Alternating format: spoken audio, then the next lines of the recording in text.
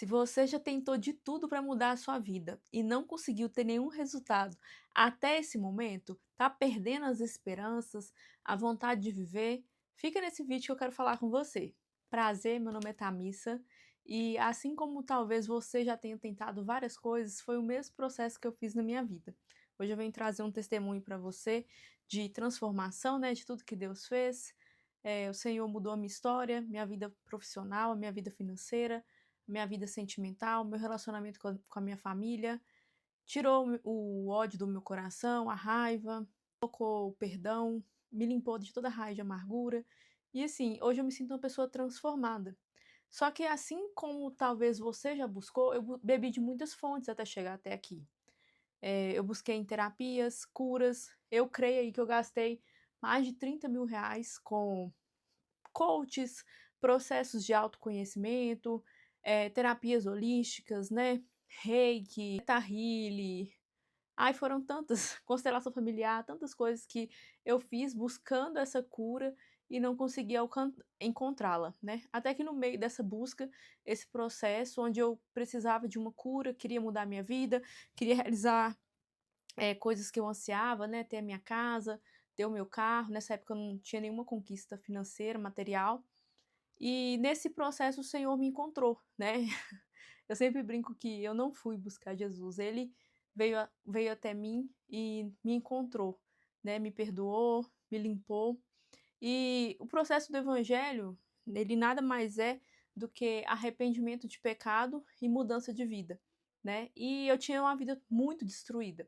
Então quando Jesus me encontrou, eu já queria, acabar com a minha vida, eu já não queria mais viver, tinha perdido a vontade de viver, estava passando por um processo de ansiedade, tive síndrome do pânico, depressão, muita tristeza, né, porque eu já tinha perdido a esperança de tudo. E eu fui buscar a Cristo, né, como a minha última opção. É engraçado, né, que tentei tantas coisas, gastei tanto dinheiro, investi tanta coisa que não trouxe resultado nenhum. E, pelo contrário, nessa época eu comecei a ter perseguições espirituais, eu que era uma pessoa cética, nem acreditava em mundo espiritual, a partir dessas terapias que prometem curas, né, eu acredito que acessam demônios, e eu passei a ter perseguições, batalhas espirituais na madrugada. Espíritos vinham, apertavam meu pescoço, puxavam meu cabelo, puxavam minha coberta, e eu não entendia que era por causa daquelas práticas que envolvem ocultismo. Caso você acredite ou não, estou aqui para falar apenas da minha experiência, né? E a gente já devia saber, né? Porque são práticas que mexem com questões energéticas, né? E o que seriam essas energias, né?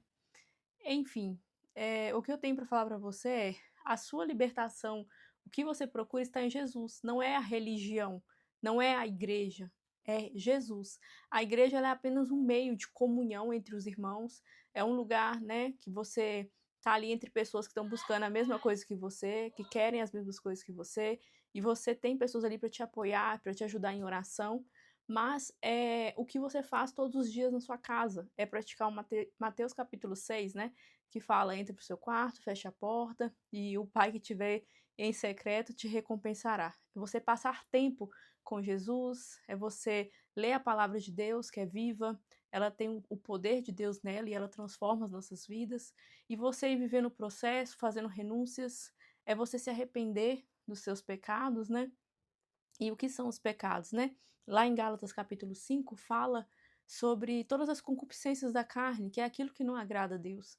E o que eu aprendi no meu processo é que tudo que não agrada a Deus tem um motivo. Tudo que Deus te pede, né, para você não fazer, ele tem um motivo. E o motivo é: isso abre brecha para que espíritos do mundo espiritual mexam na sua vida, entrem na sua vida, atrapalhem a sua vida. Só que a gente também já nasce com isso, né?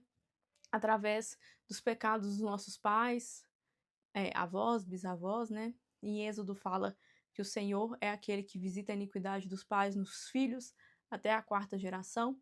Mas isso, gente, é só algo de conhecimento. O que eu quero trazer nesse vídeo aqui para você é que Deus transformou minha vida. Eu sou um testemunho vivo do que Deus pode fazer na sua vida, né. O Senhor mudou a minha história, financeira, Ele me deu casa, me deu carro, me deu viagens, Ele mudou a minha aparência, Ele mudou a minha forma de tratar, ele tirou o ódio do meu coração, ele mudou o meu relacionamento com a minha família, ele transformou a minha vida, assim, em todos os momentos, todas as áreas, né, e ele me fez sentir pertencente da família de Deus. A depressão foi embora, a ansiedade foi embora, tudo através da cura que só Jesus traz. E às vezes a gente busca essa cura indo em uma igreja, e não é ir a uma igreja que vai te dar a cura, é você buscar a Jesus todos os dias. É você pedir a Ele para tirar do seu coração esse espírito de orfandade e te preencher com o amor dele, te revelar a paternidade dele, te fazer pertencente à família de Deus e se sentir completo em Deus, né? Você orar em cima disso, porque no processo o Senhor vai te libertando conforme você permite Ele trabalhar nessas áreas, né? Mas para isso existe o processo de você se arrepender. Então, quando você pegar o Gálatas 5, você lê lá o que são as concupiscências da carne. Se você não conhece de Bíblia, não tem entendimento, joga no ChatGPT assim, me dê exemplos práticos do que são cada um desses pecados. E ele vai te dar um exemplo. Por exemplo, sentimento faccioso é você fazer discórdia entre os irmãos, né? Fazer montim, fala mal de um, fala mal do outro, sabe? Coloca um contra o outro. Aí você vai lembrar, eu já fiz isso. Nossa, Espírito Santo, me lembra, eu já fiz isso. Se você é uma pessoa que ainda você não tem Jesus, você, né, nunca se envolveu com nada disso, você com certeza precisa passar por um processo de libertação. O seu processo de libertação, ele começa quando você fala para Jesus que você reconhece que ele morreu, veio em carne, morreu por nós e ressuscitou para te salvar. Então você vai fazer essa oração nesse momento. Jesus Cristo, eu reconheço que o Senhor veio em carne, morreu e ressuscitou para me salvar. Eu creio que o Senhor veio como libertador. O Senhor morreu e ressuscitou. Eu reconheço o Senhor na minha vida. E eu te peço, Deus, que o Senhor faça parte da minha vida a partir desse momento, que o Senhor me leve aos lugares que o Senhor deseja e me revele a tua vontade. Eu creio em Jesus Cristo. Em nome de Jesus, amém. Essa é uma oração simples que você vai fazer e o seu processo de libertação vai começar a partir daí. Quando você lê o Gálatas 5 e for lá identificando quais são os pecados que você já praticou, vai se lembrando, o próprio Espírito Santo vai te lembrar e você vai começar a pedir perdão por aquilo ali. Você pode se ajoelhar, pode se prostrar e falar: Senhor, me perdoa, porque eu agi errado nisso e nisso, me perdoa por isso, me perdoa por aquilo. Conforme você for caminhando, o Espírito Santo vai trazendo o verdadeiro arrependimento, constrangimento dentro de você.